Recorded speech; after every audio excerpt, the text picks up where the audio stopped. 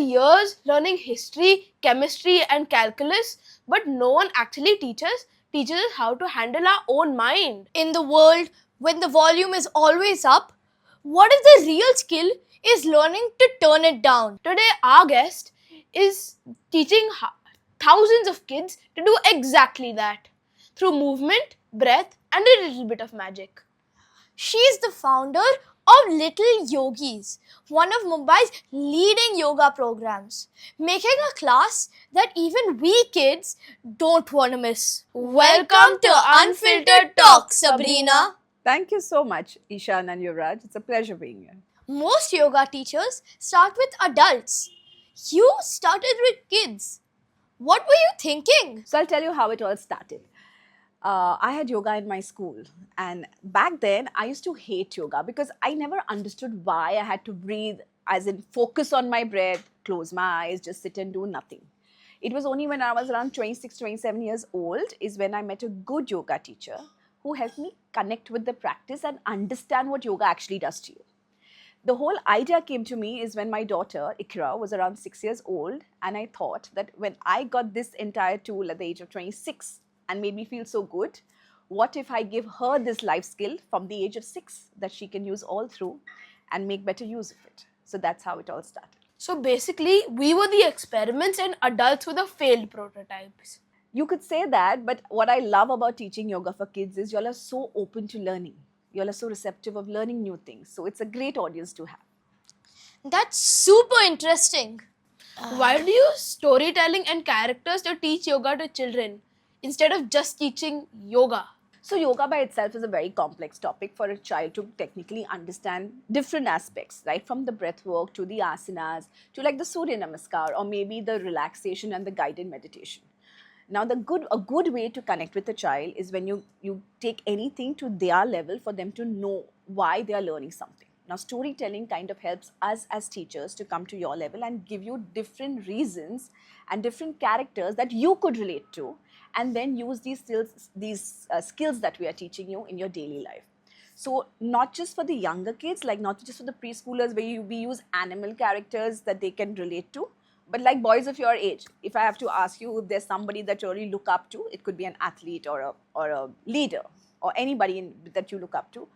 If I have to talk to you about what that person does as a part of their daily life, if they really use yoga or breath work or meditation, there's an instant connect that you'll feel. And that is something that we use to inspire you to start the practice.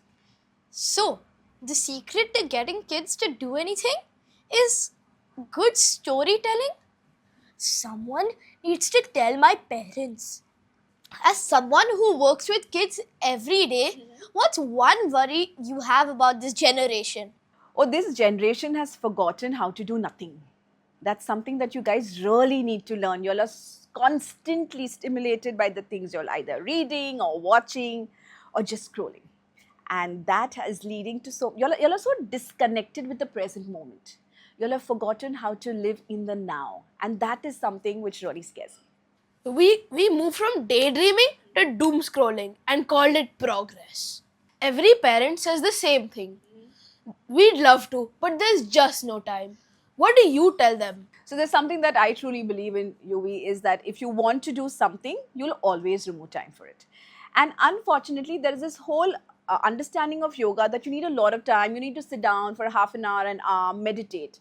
It can start as a basic 60 seconds practice of just sitting in silence with yourself. So it's not that you need an elaborate session all the time, but these are basic tools, basic small practices that you can incorporate into your daily life. So it's never about the time, it's about the willingness to do it. We have time to watch 3 episodes at midnight, but not enough time to breathe, focus on our breathing for 60 seconds. That's funny. There's a big debate. Meditation, cold showers, journaling. Where does yoga actually sit in boosting performance for kids? So if you ask me how does yoga actually boost your performance, yoga is that one life skill that complements anything and everything that you want to do. So if you're somebody who's into sports, wants to get their stamina going well, you want to have reduce your anxiety before a match, you need yoga to calm you down. At the same time, say you're into singing, you again need breath work to make sure you can have all your rags in place. If you're someone who's struggling with focus when it comes to academics, again, yoga is the answer to help you get your focus back in place. So whatever you want to do, yoga helps you make that thing, helps you do that thing much better than what you're already doing. So yoga isn't the hack. It's what makes all other hacks actually work. Absolutely. Parents push tutors, coaching, classes, but can yoga actually make a kid more mentally tougher? So there's a very simple answer to that, Ishan. You know, with all the classes that you guys are doing, most of it focuses on things that is happening outside you. When I mean outside, it's about around you. So for example, history is talking to you about what happened in the past. Or geography talks to you about the demography, the globe, and the way things around the world works. Or maybe maths and science gives you formulas that you need to know. But if you ask me, there's the one subject that actually helps you to learn about yourself is yoga.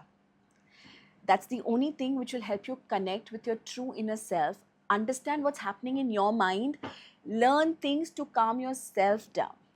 Now, that is not taught to you by anything else. And that is why they say that when it comes to mental health, there's nothing like yoga. So, flexible body means a flexible mind. And here we are, snapping under pressure like dry spaghetti. Absolutely. Remember, imagine what's the use of those six packs and those biceps if your mind can't take what you need to do. So where's the strength in the mind coming from? My body, definitely. Physical health, there is no doubt you need that. But, so there's a very famous quote which I would like to share with you guys here is, a strong mind can carry the weakest of body. But the strongest of body can never carry a weak mind.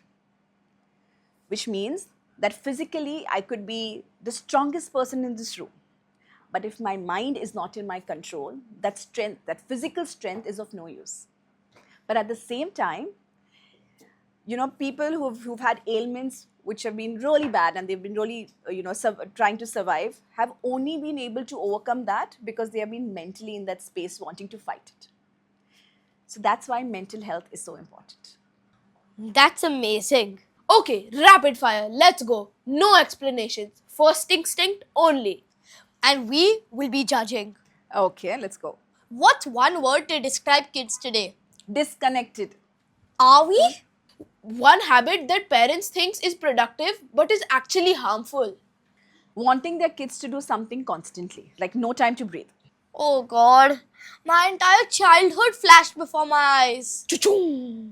What's the most underrated hack a kid can do for their mental health? Do nothing, just learn to sit with yourself. Do nothing. That's either very deep or a productivity app waiting to happen. What's one thing that you wish you were taught as a kid? Connecting with my breath and learning to sit still. Stillness is safe. I might need a moment to sit with that. Everything you've said today almost sounds too simple. Like, why aren't we already doing this? Yeah, and last question. And if every kid in the world could hear one thing from you, just one, what would that be? So for every kid listening to this, I would say, remember, you are enough, which means you really don't need to compare yourself to your friend or anybody around you. We all have our own strengths and weaknesses. What's important is to keep practicing, because at the end of it, progress is not when you compare yourself to somebody else, but it's about how far you have reached from where you've started. So remember, practice makes progress. Honestly, kids needed to hear this. But not only kids, half the adults in this country too. Thank you, Sabrina, for everything. Thank you, Ishan and Yuvraj. It was an absolute pleasure being here and having this conversation with you young guys. This It was Unfiltered Talks with Ishan and Yuvraj. Stay curious, stay unfiltered, and see you next episode. And to thank you for coming all the way here on our podcast, we have a gift. Oh, how lovely. Your very own Unfiltered Talks coffee mug. How cool. This is lovely. Thank you so much. I will definitely be using this. Okay, we've spoken enough about yoga. Now let's actually do it. Let's go. Let's start with breathwork, which is the most talked about and the most impactful aspect of yoga. So I want to just, wherever y'all are sitting there, you want to sit with your back straight, getting your posture right, hands on your knees. Okay. And the next part is going to be where I'm going to ask you to shut your eyes. Now, I'm going to keep my eyes open because I'm going to watch y'all do this. Okay. So, Yuvraj, we're going to shut our eyes. Now, this is going to be the most difficult part because this is where your mind is going to constantly try and ask you to maybe fidget, or maybe thoughts about what you're going to have for lunch today, or what you're going to do for that birthday party over the weekend. So, with all those thoughts coming to your mind, I want you to slowly, without trying too hard, take your attention to your breath just the way you've been breathing. So, no changing anything. Just following your breath from the moment it enters your nostril all the way down to your stomach. And then feel it being released out of your body. And as you breathe out, just learn to let go. Let's try that one more time. Breathe in and breathe out. One last time. Inhale and exhale. Now, the last round that we're going to practice is what we call as equal breathing. So, continue sitting the way you are. This time, I want you to consciously relax those shoulders, relax your jaws, loosen up. And now, with my counts, I'm going to give you a 3 seconds count for inhale and a 3-second count for exhale. No matter what your mind tells you, there's nothing that you need to see. So, keep those eyes shut and just listen and follow.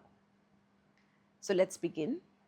In, 1, 2, 3, out, 1, 2, 3, in, 1, 2, 3, out, 1, 2, 3, in, 1, 2, 3, out, 1, 2, 3. Normal breaths. Stay there.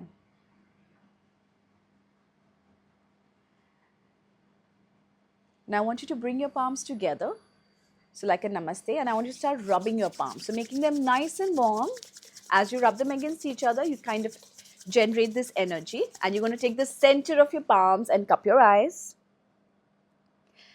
Now, without getting your hands down yet, you're going to just open up your eyes inside your palms, get used to the light around you, and slowly slide the hands down back. Wow, I just feel like I've been plugged into a charger. I'm going for 12% to 99%. And that took you less than a minute. Isn't that magic? Yes.